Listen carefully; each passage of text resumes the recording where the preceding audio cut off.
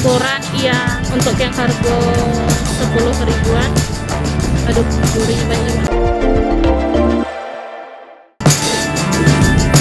Assalamualaikum warahmatullahi wabarakatuh, pemirsa Tripod Nonton. Kembali lagi bersama saya di kelas 5. Kali ini saya berkesempatan untuk melaporkan langsung dari kawasan Jalan Demang Lebar Daun.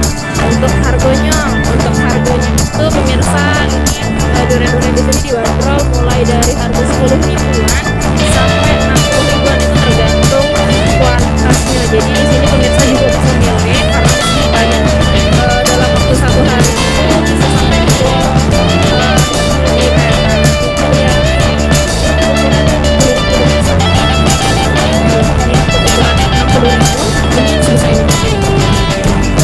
Ini harganya itu 20.000 atau 3 ekor 10.000.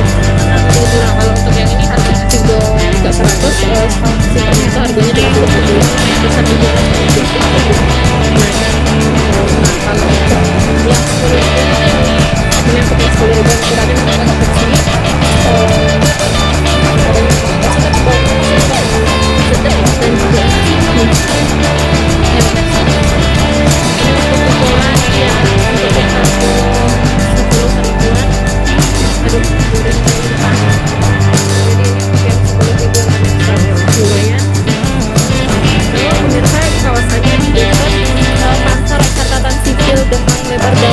ada jauh dari cucian mobil itu steks cafe tersebut.